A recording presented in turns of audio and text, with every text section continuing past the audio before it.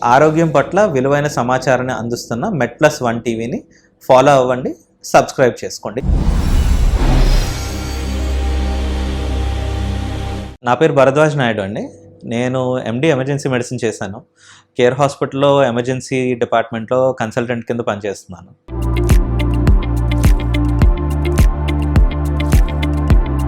Emergency medicine వాళ్ళు మొత్తం ఒక్క డిపార్ట్మెంట్ అని కాదు సార్, అన్ని డిపార్ట్మెంట్లకు సంబంధించి ఎమర్జెన్సీస్ చూస్తాం సార్. కన్ను, ముక్కు, చెవి, anaesthesia, general medicine, general surgery, radiology, అన్ని డిపార్ట్మెంట్స్ నుంచి ఎమర్జెన్సీస్ డీల్ చేయడం వరకు మా ట్రైనింగ్లో ఉంటుందండి. పర్మనెంట్ మొత్తం ఉండదు. ఎందుకంటే మీకు ఒక ఫ్రాక్చర్ అయినా ఎమర్జెన్సీ ఫిజిషియన్ స్టెబిలైజ్ చేయగలరు, పిఓపి కాస్ట్ వేయగలరు. ఫైనల్గా సర్జరీ కావాలంటే ఆర్థోపెడిషనే చేస్తారు, వాళ్ళని మేము రీప్లేస్ చేయము. ఓకే, ఏం జరిగేది ఏంటి అంటే, ఇప్పుడు ఒక ఆర్థోపెడిషన్ మేజర్ పెల్విక్ ఫ్రాక్చర్ అయిందనుకోండి, సర్జరీ చేయాలి. దానికి ముందు పేషెంట్ బీపీ పడిపోతుంది, అర్జెంటుగా బ్లడ్ ఎక్కించాలి. ఆ ఫ్రాక్చర్ నుంచి బ్లీడింగ్ ఆపడానికి స్టెబిలైజేషన్ చేయాలి. పేషెంట్ ఆపరేషన్ థియేటర్ తీసుకెళ్లే వరకు ప్రతికి ఉంచే పార్ట్ ఎమర్జెన్సీ మెడిసిన్ అండి. ఫైనల్ ట్రీట్మెంట్ లేకపోతే ఎండ్ ట్రీట్మెంట్ స్పెషాలిటీస్ చేస్తారు. సో మా స్పెషాలిటీ ఏంటి అంటే, పేషెంట్ని స్టెబిలైజ్ చేసి బ్రతికి ఉంచాలి. ఎమర్జెన్సీగా we have to keep M alive for somebody else to sort it out. అది మా పార్ట్.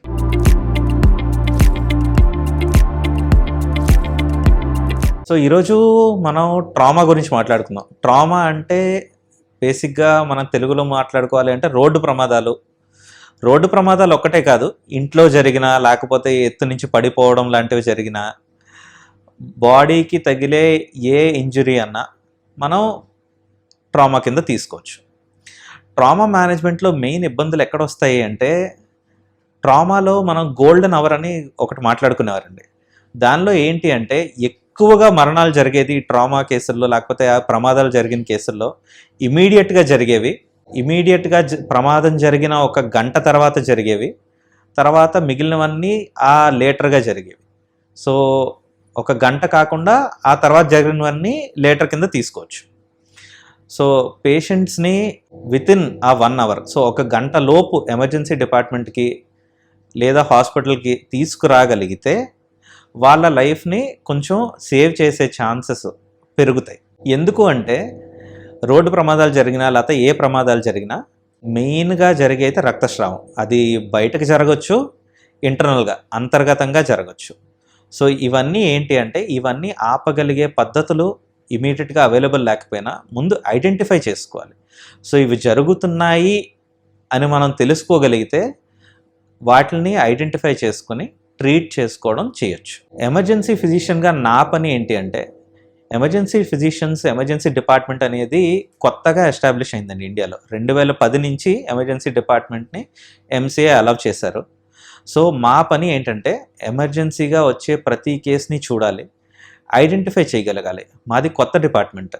అంటే బయట కంట్రీస్లో, బయట దేశాల్లో ఎప్పటి నుంచో ఉన్నాయి ఇవి. క్విక్ ఐడెంటిఫికేషన్ అంటే మల్టిపుల్ బ్రాంచెస్. ఇప్పుడు ఒక ఆర్థోపెడిషన్, ఒక రేడియాలజిస్ట్ అందరూ అవైలబుల్గా ఉండని ప్రదేశాల్లో వాళ్ళందరి స్కిల్స్ని, మొత్తం అన్ని స్కిల్స్ అని అన్నాం, లైఫ్ సేవింగ్ స్కిల్స్ అంటే ప్రాణాన్ని ఎమర్జెన్సీగా కాపాడగలిగే స్కిల్స్ మల్టిపుల్ బ్రాంచెస్ నుంచి తీసుకొని మేము వాడతాం.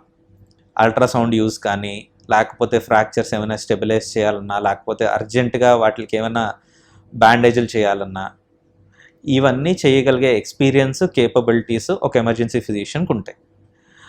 ఈ ప్రమాదాలు జరిగినప్పుడు ఏంటి అంటే, ఎంత తొందరగా తీసుకొస్తే అంత మంచిదండి, కానీ తొందరపాటులో జాగ్రత్త కూడా పాటించాలి. సో జాగ్రత్తగా తీసుకురావాలి, అండ్ ఎంత తొందరగా పాసిబుల్ అయితే అంత తొందరగా తీసుకురాగలిగితే పేషెంట్ని మనం కాపాడే ఛాన్సెస్ పెరుగుతాయి.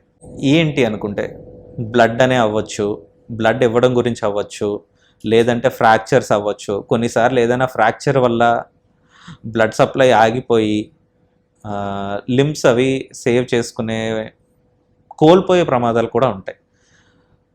So time can save people ఈ సిచ్యువేషన్లో. ఈ రోడ్డు ప్రమాదాలు జరిగిన పేషెంట్స్కి మనం చూసేటప్పుడు ఇంటర్నేషనల్ ప్రోటోకాల్ ప్రకారమే ప్రైమరీ సర్వే, సెకండరీ సర్వే అని ఉంటాయండి. సో ఫస్ట్ ఏంటి అంటే, ఎయిర్వే ఊపిరి తీసుకుంటున్నాడా లేదా, ఊపిరి తీసుకోవడంలో ఇబ్బందులు ఏమైనా ఎదురవుతున్నాయా, లేకపోతే ఊపిరి తీసుకునే పాత్వేలో ఏమైనా అడ్డంకులు ఉన్నాయా, ఇవేమైనా ఉంటే వాటిని ఇమీడియట్గా సాల్వ్ చేసి ఆ తర్వాత నెక్స్ట్ స్టెప్కి వెళ్ళాలండి. ఆ pathway and international plan approval plan ఇలాగే ఉంటుంది. సో ఏంటి అంటే ఎయిర్వే అంటే మౌత్లో కానీ ఏమైనా అడ్డంగా ఉన్నా, ఊపిరి తీసుకోవడానికి ఏమైనా ఇబ్బంది అవుతుందా, అర్జెంటుగా వాటిని బయటకు తీయడమో, లేకపోతే ఏమైనా వాచిపోయి వాపు వల్ల, లేకపోతే లోపల రక్తస్రావం అవడం వల్ల ఊపిరి తీసుకోవడానికి ఇబ్బంది అవుతుంది అంటే డైరెక్ట్గా ఊపిరితిత్తుల్లోకి ఎండోట్రైకియల్ ట్యూబ్ అంటాం, గొట్టం వేసుకుని దాని ద్వారా శ్వాస అందించడం మాత్రం చేయొచ్చు. శ్వాస పార్ట్ అయిపోతే నెక్స్ట్ వచ్చేది సర్క్యులేషన్ అంటామండి, బ్లడ్ సర్క్యులేషన్. సో అదేంటి అంటే బీపీ తక్కువ ఉండొచ్చు, లేదంటే ఎక్కడి నుంచన్నా గాయం అయ్యి మరీ ఎక్కువ రక్తం పోతూ ఉండొచ్చు. సో ఇవన్నీ అయితే రక్తం పోతూ ఉంటే ఎక్స్టర్నల్గా బయటికి కనిపించేది అయితే బ్యాండేజ్ చేయడమో, టార్నికెట్ అప్లై చేయడమో, దేని ద్వారానన్నా అర్జెంటుగా ప్రెషర్ పెట్టి ఆ బ్లీడింగ్ ఆపాలి. అది కాకుండా అయితే ఇంటర్నల్గా అవుతుందంటే ఇంజెక్షన్స్ ద్వారా కొంతవరకు ట్రై చేయొచ్చు. మిగిలింది ఏంటి అంటే ఈ రక్తస్రావం అవడం వల్ల బీపీ పడిపోవడం ఏమైనా జరిగితే బీపీ ఇంప్రూవ్ చేయడానికి ఐదర్ ఇంజెక్షన్స్ పెట్టుకోవచ్చు, అండ్ ఎంత తొందరగా అయితే అంత తొందరగా పాసిబుల్గా బ్లడ్ ఎక్కించడం, పేషెంట్కి సరైన టైంలో రక్తం అందిస్తే సేవ్ చేసే ఛాన్సెస్ పెరుగుతాయి.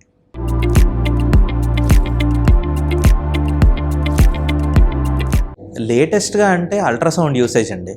సో ఇంతకుముందు ఏంటి అంటే డిలే అయ్యేది. ఇప్పుడు ఒక పేషెంట్ వస్తే సపోజ్ ఇంటర్నల్ బ్లీడింగ్ అవుతుందంటే దాన్ని చూడడానికి ఒక సర్జన్ వచ్చి చూడాలి, ఐడెంటిఫై చేయాలి, తర్వాత రేడియాలజిస్ట్ రావాలి, వాళ్ళు స్కాన్ చేయాలి. ఇప్పుడు లేటెస్ట్గా ఏంటంటే ఒకటి టెలిమెడిసిన్ అన్ని రూపాల్లోనూ వచ్చింది. సో ఎమర్జెన్సీగా మన రేడియాలజిస్ట్ ఒపీనియన్ కావాలి అంటే స్కాన్ చేసి టెలిమెడిసిన్ ద్వారా వాళ్ళకి పంపించి ఒపీనియన్ తీసేసుకోవచ్చు. రెండోది ఏంటంటే ఎమర్జెన్సీ ఫిజిషియన్గా మేము ఫాస్ట్ స్కాన్ అని ఉంటుందండి. ఫాస్ట్ స్కాన్ ద్వారా కడుపులో కానీ, లేకపోతే ఊపిరితిత్తుల్లో కానీ, లేకపోతే గుండె చుట్టూ కానీ ఏమైనా రక్తం పేరుకుపోయి ఉన్నా, లేకపోతే బ్లీడింగ్ అవుతున్నా దాన్ని ఐడెంటిఫై చేసి ఎమర్జెన్సీగా దానికి ఏం చేయగలగాలో మేము చేయొచ్చండి. గుండె చుట్టూ రక్తస్రావం అయ్యి ఇబ్బంది అయ్యి బీపీ పడిపోతుంది అంటే కార్డియాక్ టాంపోనాట్ అంటాం. సో ఆ టైంలో నీడిల్ వేసి ఆ రక్తాన్ని డ్రైన్ చేయొచ్చు. కడుపులో బ్లీడింగ్ అవుతుంది అంటే పేషెంట్ బీపీని బట్టి, లేకపోతే పేషెంట్ ఉన్న స్టెబిలిటీ కండిషన్ బట్టి, ఎమర్జెన్సీ అయితే బీపీ పడిపోతుంది ఇబ్బంది ఉంది అనుకుంటే పేషెంట్ని సర్జన్కి చెప్పి డైరెక్ట్గా ఆపరేషన్ థియేటర్కి షిఫ్ట్ చేయాలండి. లేదు పర్వాలేదు పేషెంట్కి కొంచెం టైం ఇవ్వగలరు అంటే సిటీ స్కాన్ చేసి ఎక్కడి నుంచి బ్లీడింగ్ అవుతుంది ఏంటి అన్నది ఐడెంటిఫై చేసుకొని దాన్ని బట్టి సర్జరీ చేయాలా, లేకపోతే మందులతో మనం ఎంతవరకు మెయింటైన్ చేయొచ్చు. ఇంకా లేటెస్ట్ అడ్వాన్సెస్ ఇంకా పూర్తిగా ఇండియాలో అవైలబిలిటీ రానివి ఏంటి అంటే రక్తనాళాలను ఆర్టరీ ద్వారా వెళ్ళి ఏ ఆర్టరీ బ్లీడ్ అవుతుందో, అంటే ఏ ఆర్గన్ బ్లీడ్ అవుతుందో ఆ ఆర్గన్కి స్పెసిఫిక్గా వెళ్ళే రక్తనాళంలో బయటకి కట్ చేయకుండా త్రూ రక్తనాళాలు వెళ్ళి ఎంబలైజేషన్ అంటాం. సో వాటిని బ్లాక్ చేస్తే ఆ ఆర్గన్కి లేదా ఎక్కడి నుంచి బ్లీడింగ్ అవుతుందో ఆ పార్ట్ ఆఫ్ ద బాడీకి బ్లడ్ సప్లై ఆపొచ్చు, ఐదర్ టెంపరీగా కానీ లేదా పర్మనెంట్గా కానీ. సో అక్కడికి రక్తమే వెళ్ళకపోతే బ్లీడింగ్ అవ్వదు. సో అలా చేయొచ్చండి. అండ్ ఈ ఫాస్ట్ ద్వారా ఒక రేడియాలజిస్టే అవసరం లేకుండా ఒక ఎమర్జెన్సీ ఫిజిషియనే ఐడెంటిఫై చేయొచ్చు. సో ఐడెంటిఫై చేసి ఇమీడియట్ మేనేజ్మెంట్. సపోజ్ ఊపిరితిత్తుల్లో ఇబ్బంది ఉంది, ఊపిరి తీసుకోవడానికి ఇబ్బంది అవుతుంది, ఊపిరితిత్తులు పక్కన ఉన్న పొర ప్లూరా అంటాం, అందులో గాలి చేరుకుంది, న్యూమోథరాక్స్ అంటాం. న్యూమోథరాక్స్ ఏమైనా అయింది అంటే ఐదర్ నీడిల్ వేయడం కానీ, నీడిల్ వేసే సినారియోలో టెన్షన్ న్యూమోథరాక్స్లో, లేకపోతే పర్మనెంట్గా ఇంటర్కోస్టల్ డ్రైనేజ్ ట్యూబ్ అంటాం. సో ఛాతీలోకి ట్యూబ్ వేసి దాన్ని బయట బ్యాగ్ కనెక్ట్ చేసుకొని పేషెంట్కి హెల్ప్ చేయొచ్చు.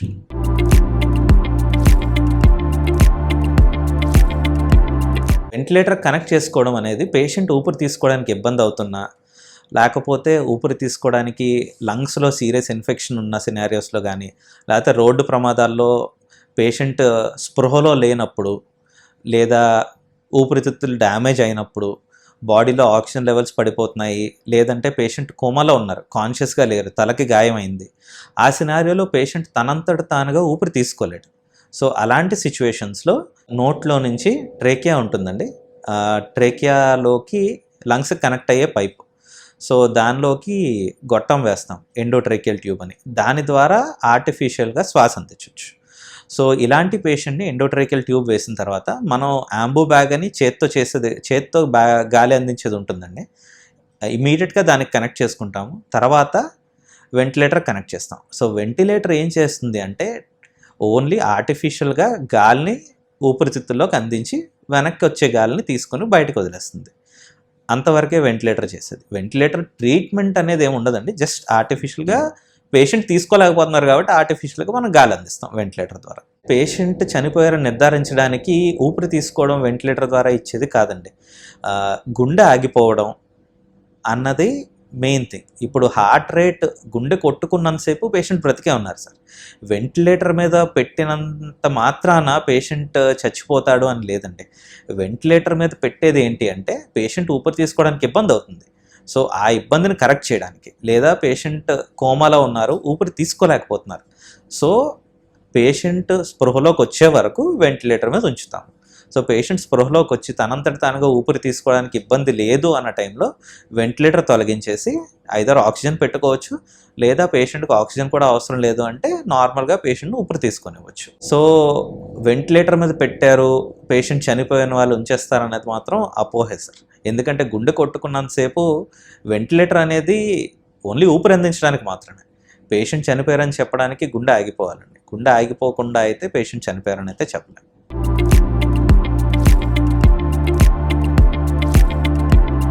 లివర్ సమస్యలతో వస్తే ఇమీడియట్గా వాళ్ళకి వచ్చే సిరోసిస్ ప్రాబ్లమ్స్లో వాళ్ళకి ఎమర్జెన్సీగా ప్రాబ్లంతో వచ్చేది మెయిన్ ఏంటంటే రక్తవాంతులు అవ్వడం అండి. సో సిరోసిస్లో పోర్టల్ హైపర్ టెన్షన్ ఉంటుంది. వాళ్ళకి ఏంటంటే కడుపు దగ్గర, తర్వాత అన్ననాళిక చివర్లో నరాలు ఉబ్బిపోయి అవి చిట్లిపోయి అక్కడి నుంచి బ్లీడింగ్ అయ్యి ఎమర్జెన్సీగా రక్తవాంతులు అవ్వడం కానీ, లేకపోతే విరోచనలో రక్తం పోవడం కానీ వాళ్ళు వస్తారు. సో వీళ్ళని ఏంటంటే ఎమర్జెన్సీగా మనం చూసుకోవాల్సింది పేషెంట్ రక్తం శాతం ఎంత ఉంది, తర్వాత బ్లీడింగ్ ఎంతవరకు అవుతుంది, ఎంత సివియర్గా అవుతుంది, అండ్ బ్లడ్ ప్రెషర్ అది మెయింటైన్ అవుతుందా లేదా. ఇప్పుడు బ్లడ్ ప్రెషర్ మెయింటైన్ అవ్వకపోతే దాన్ని ఫ్లూయిడ్స్తో రీప్లేస్ చేయొచ్చా, లేకపోతే రక్తం ఎంత త్వరగా ఎక్కించవచ్చు అన్నది మనం చూసుకోవాలి సార్. ఇలాంటి వాళ్ళకి ఫైనల్ ట్రీట్మెంట్ మాత్రం ఎండోస్కోపీ చేసి లోపల ఎక్కడి నుంచి రక్తం పోతుందో చూసుకొని దాన్ని బ్లాక్ చేయాల్సి వస్తుంది. అది గ్యాస్ట్రోఎంటరాలజిస్ట్ చేస్తారు సార్.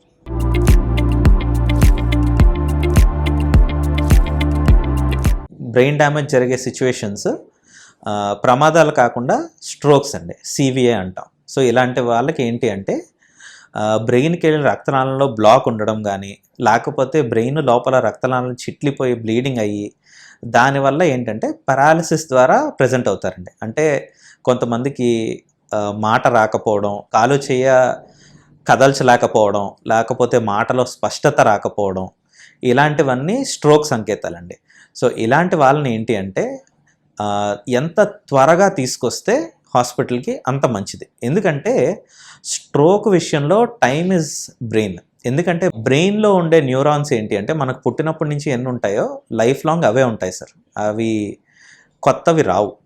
సో ఏంటి అంటే రక్తం సప్లై ఆగిపోయిన సిచ్యువేషన్లో ఎంత త్వరగా మనం ఆ బ్లడ్ సప్లైని రీస్టోర్ చేయగలిగితే అంత ఎక్కువ బ్రెయిన్ని సేవ్ చేయగలుగుతాం.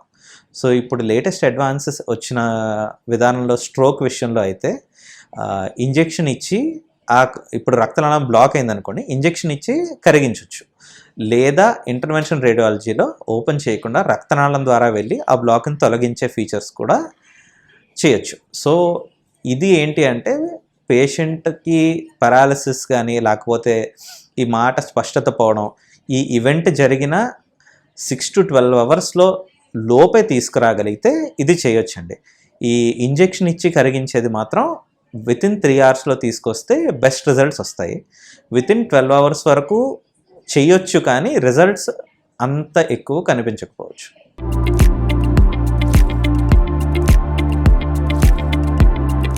బ్రెయిన్ పొరలు ఉంటాయి సార్ చుట్టూ, ఆ పొరల్లో బ్లీడింగ్ అవ్వచ్చు. దానివల్ల ఏంటి అంటే ప్రెషర్ సిమ్టమ్స్ పడతాయి. సో ప్రెషర్ ఎక్కువ అవడం వల్ల బ్రెయిన్ హర్నియేషన్ అంటాం, అలాంటిది ఏమైనా జరిగి బ్రెయిన్ ఫంక్షన్స్ కొంచెం తగ్గుతాయండి. సో ఇలాంటి వాళ్ళలో కను లోపల ప్యూపిల్ ఉంటుంది, ప్యూపిల్ డైలేట్ అయిపోవడం, ఇలాంటివి ఏమైనా జరిగినప్పుడు పేషెంట్కి బ్రెయిన్లో ఇబ్బంది ఉంది, అది ఎమర్జెన్సీ అని ఐడెంటిఫై చేసుకొని అర్జెంటుగా సిటీ స్కాన్ చేసుకొని, సిటీ స్కాన్లో ఉన్న బ్లీడింగ్ బట్టి న్యూరో సర్జన్తో ప్లాన్ డిస్కస్ చేసి సర్జరీ చేయాలా లేకపోతే మందులతో మెయింటైన్ చేయాలా అనేది డిసైడ్ చేస్తాం.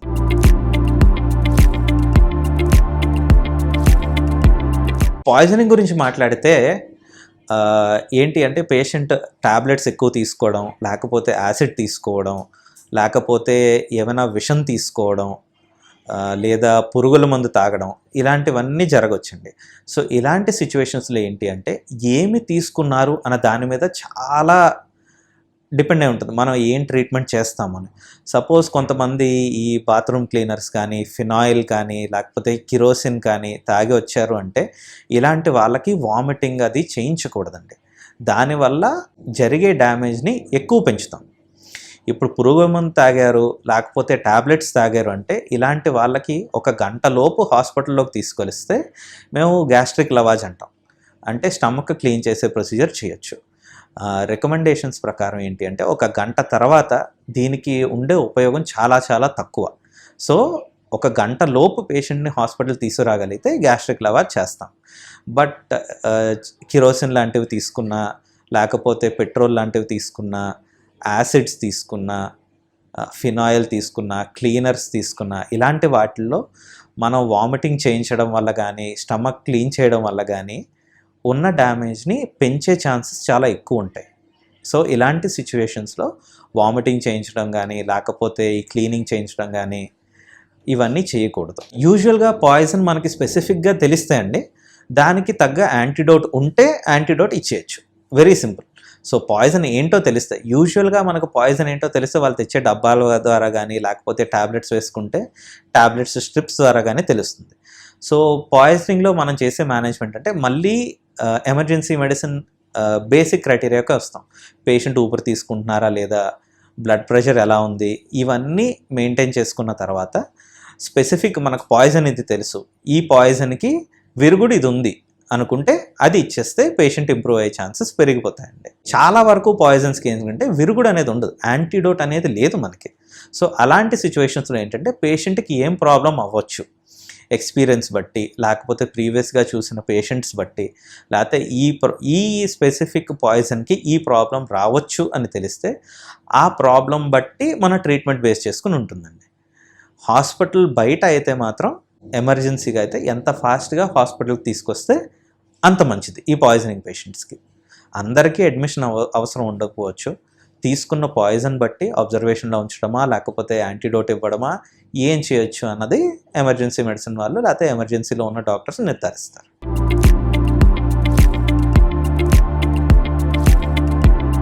పాయిజనింగ్లో మనం చూసేది ఏంటంటే లైఫ్ లాంగ్ సైడ్ ఎఫెక్ట్స్ ఇచ్చే మందులు తక్కువే సార్.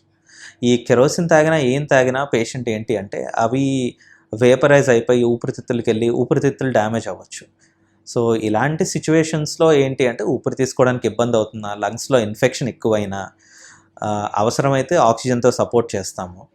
లేదు ఆక్సిజన్ కూడా సరిపోవట్లేదు అంటూ అవసరమైతే హై ఫ్లో ఆక్సిజన్ ఇవ్వడం కానీ, లేకపోతే ఇంకా సరిపోవట్లేదు అంటే వెంటిలేటర్ సపోర్ట్ ఇవ్వడం కానీ చేయొచ్చు. సో ఇలాంటి వాటిల్లో ఏంటంటే ఎమర్జెన్సీగా పేషెంట్ని బయటకు తీసుకురాగలిగితే, ఇంప్రూవ్ చేయగలిగితే లైఫ్ లాంగ్ డ్యామేజెస్ తక్కువే ఉంటాయి సార్. కొన్ని పాయిజన్స్ ఏంటంటే క్యాన్సర్ కారకం ఉంటాయి. అవి ఎంత తొందరగా ట్రీట్ చేసి, లేకపోతే అర్లీగా తీసుకురాగలిగితే స్టమక్ వాష్ చేసిన సిచ్యువేషన్లో ఎంతో కొంత పాయిజన్ని మనం బయటికి తీసుకొచ్చేయచ్చు. కొన్నిసార్లు ఏంటి అంటే ఈ పాయిజన్స్ని బ్లడ్లో కలిసిపోయినా, లేకపోతే డయాలసిస్ ద్వారా బయటికి తీసుకొచ్చే ఛాన్సెస్ ఉంటే డయాలసిస్ చేసి, లేకపోతే ఫిల్టరేషన్ మెథడ్స్ చేసి, హీమోడయాలసిస్ ఫిల్టరేషన్ లేదా చార్కోల్ హీమోడయాలసిస్ అంటాం.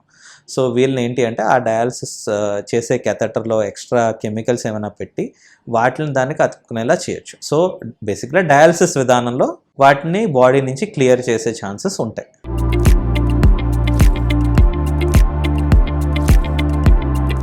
ఇప్పుడు ఏంటంటే ప్రతి పాయిజన్ బట్టి మనకి ఎక్కడ ఎఫెక్ట్ చేస్తుంది అనేది మారిపోతుందండి.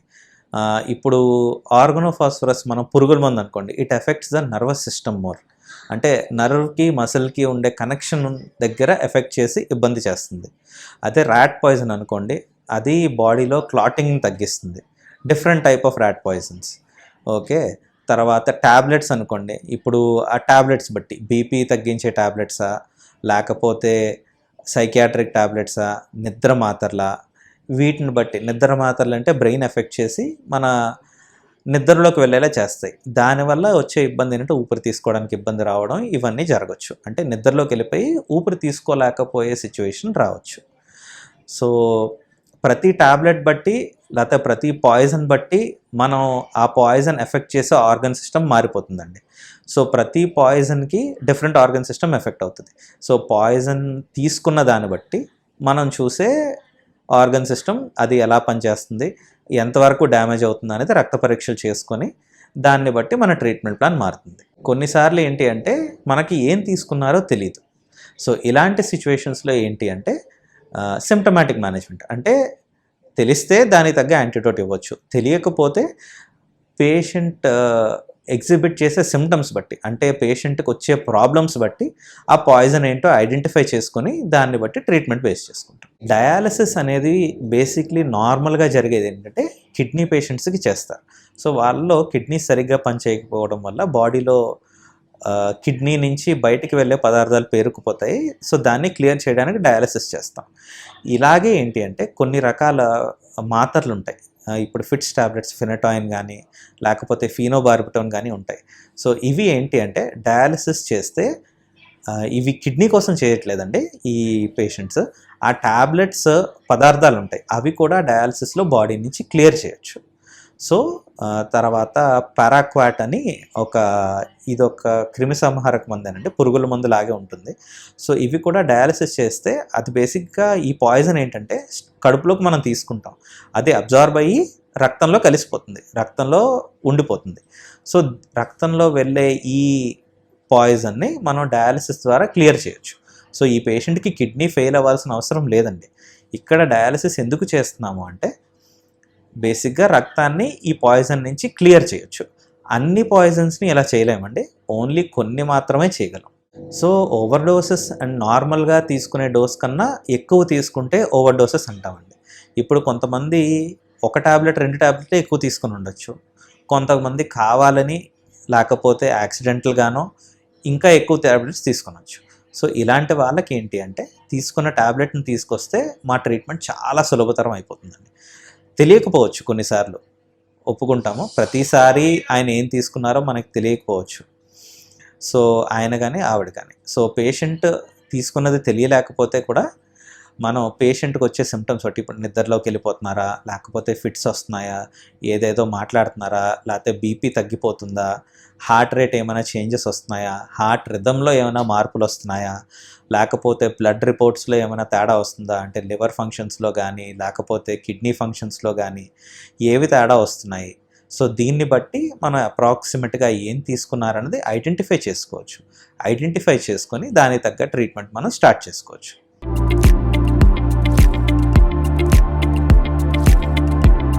పాము కాట్లు ఎక్కడన్నా జరగచ్చండి.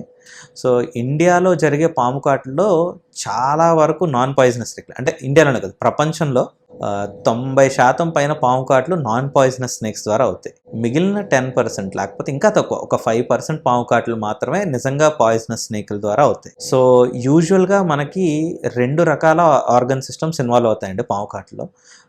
నర్వస్ సిస్టమ్ అంటే నరాలు ఇన్వాల్వ్ అవ్వచ్చు. రెండోది ఏంటంటే కాలు వాచిపోవడం, దాని ద్వారా బ్లడ్ క్లాట్ అయ్యే సిస్టమ్ ఇన్వాల్వ్ అవ్వచ్చు.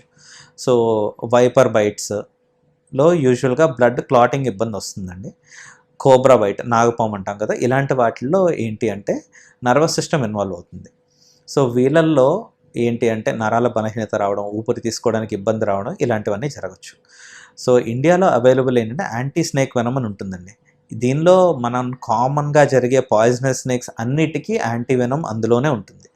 సో పేషెంట్ని ఎంత తొందరగా తీసుకురాగలిగితే పేషెంట్ నిజంగా పాయిజనస్ స్నేక్ బైటా లేదా ఐడెంటిఫై చేస్తాం. బ్లడ్ టెస్ట్లు చూస్తాము, లేదంటే పేషెంట్ ఎగ్జామినేషన్ బట్టి చూస్తాం. సో నిజంగా బైట్ ఉంది అంటే వీళ్ళల్లో యాంటీ స్నేక్ వెనమ్ ఎంత తొందరగా ఇవ్వగలిగితే అంత తొందరగా మనం పేషెంట్ని బయటికి తీసుకురావచ్చండి. సో పాము కరిచినప్పుడు ఏంటంటే చిన్నపిల్లలన్నా పెద్దవాళ్ళన్నా పాము ఒకేలా ఇంజెక్ట్ చేస్తుందండి. సో ఎవరినైనా సరే ఎంత తొందరగా అయినా హాస్పిటల్లో తీసుకురాగలిగితే పేషెంట్ని అంత ఎక్కువ బ్రతికే ఛాన్సెస్ ఉంటాయి. నోట్లో నురగ బేసిక్లీ అందరికీ రాకపోవచ్చండి. ఓకే. పాము కాటు జరిగిన ప్రతి మనిషికి రావాల్సిన అవసరం లేదు. ఊపిరి తీసుకోవడానికి ఇబ్బంది అయ్యి, సలైవా అక్కడ ఉండిపోయి, మింగలేకుండా ఇబ్బంది ఉంటే, ఆ సిచ్యువేషన్‌లో అక్కడ నురగలా రావచ్చండి. అలా నురగలు కక్కుని ఎగ్జాక్ట్‌గా చనిపోవడం అనేది సినిమాలో చూపించినట్టు బయట మీకు జరగకపోవచ్చండి. పాము కాటు గురించి ఇంకొకటి చెప్పాలండి. అక్కడ కట్ చేయడం గానీ, నోటి ద్వారా అక్కడ ఘాట్లు పెట్టేసి లేతే విషం బయటికి రావడానికి గట్టిగా పిండేయడం లాంటివి చేయకూడదండి. పేషెంట్‌ని కదలకుండా ఉంచేసి ఎంత తొందరగా హాస్పిటల్‌కి తీసుకొస్తే అంత మంచిదండి.